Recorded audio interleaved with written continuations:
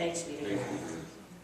So, I don't know what would consist of a possession, a survival kit, you know. I'm imagining, you know, a little bit of holy water, a candle, I don't know, what else? Cross. Oh, that's important. Cross.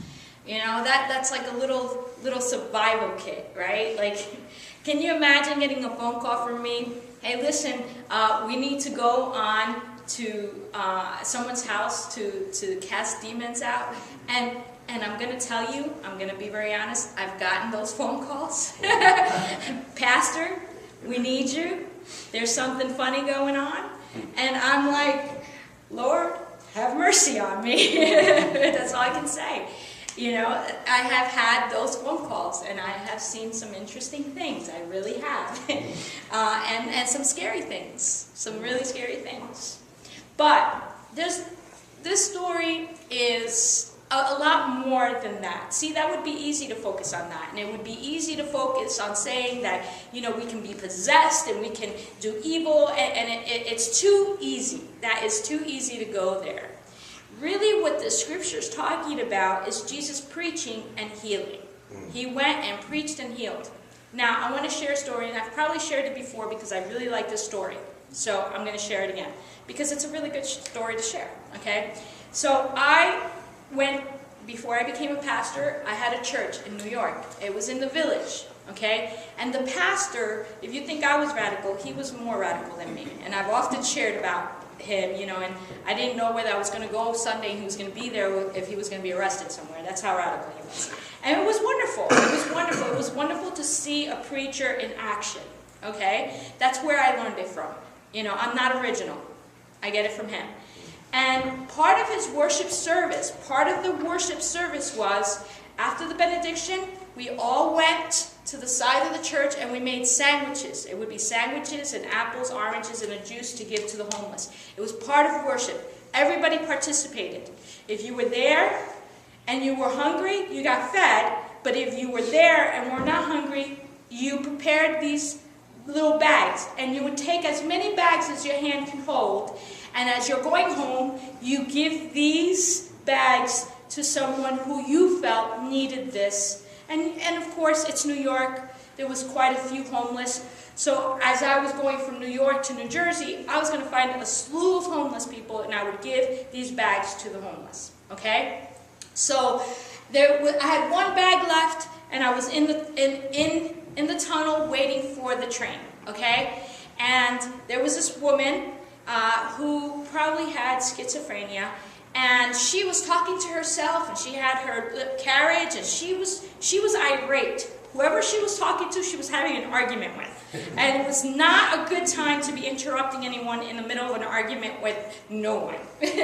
Okay? So, you know, I'm a Christian, and I'm a strong Christian, and I'm a faithful Christian. I just left church, and I have, you know, and we have fed the hungry, and I have given it to the homeless, and I am a strong, faithful Christian, right? And I'm going to do everything that this pastor asked me to do because he was my role model as a pastor, and I wanted to serve Christ, and I was going to be very courageous, and I was going to be faithful, and so I was scared out of my mind. I did not want to give this bag to that woman. No. And you know, she was irate, and she was screaming, and she was all kinds of crazy, and I just, no. You know, like, she don't need this bag. She don't need this bag. I'll find somebody in Jersey that needs it, you know? Like, I don't need to give this bag to her because she looks scary. She looks scary. She sounds scary. Forget the fact that I had just given these bags to a bunch of people sleeping on the benches, but she was awake. She was awake. Do you see the difference? They were sleeping. She was awake. Okay? And so now I had to take this bag, and that's okay. I'll hold on to the bag and I'll find someone else that's homeless. Okay? So, what kind of Christian thing is that? What kind of Christian thing was that? And then, I had started arguing with myself. Well, you just came from church. You just heard the good news. You just saw a pastor that really puts his words into action, and here you are, a chicken. Here you are, going back on everything you just learned. And so I was like, no, you need to have the courage, and you need to get, mind you, this is all happening while I'm waiting for the train, hoping that the train gets there so I can jump in, okay? And so I'm saying to myself, you need to give this bag to this woman. She might be hungry. And so my heart was beating, and I was scared out of my mind. I said, this woman's going to beat me up. She's going to beat me up. She's having an argument. She is upset. She is not having a good day. She's going to go bonkers on me. So I grabbed the bag, and I said, here, for you. You know what she did? Oh, I'm still here since she didn't do it. She stopped, and she said, thank you, I was hungry.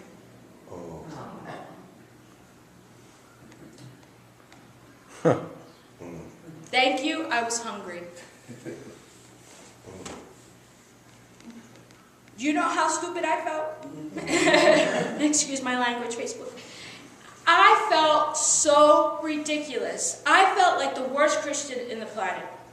Because at the time, thank God, I wasn't preaching yet, and I was just learning, but it was the lesson of a lifetime. It was a lesson of the lifetime. We are called to be disciples of Christ, to be out in the world and to engage in relationships. And those relationships are what heal. Those relationships and that conversation is how God's grace comes to us, and God's grace comes to other people. But we need to be faithful to that. We need to do it courageously. We need to be able to rise above our own fears and insecurities, okay, and be able to do that and have those conversations and let people know what Jesus Christ has done in your life. Now, you don't need to be in somebody's face like, let me tell you about Jesus Christ. Let me tell you about what you need to do because you need to be saved and you need to... Let Jesus Christ roll off you. Let Jesus Christ roll off you. Let the gift of Christ roll. Because that's what's going to transform lives. That's going to transform lives. It's going to transform lives. And I have been a witness to it. I've been a witness to countless of people transforming their lives. Whether they've been in the pews all of their lives. Because I've had some...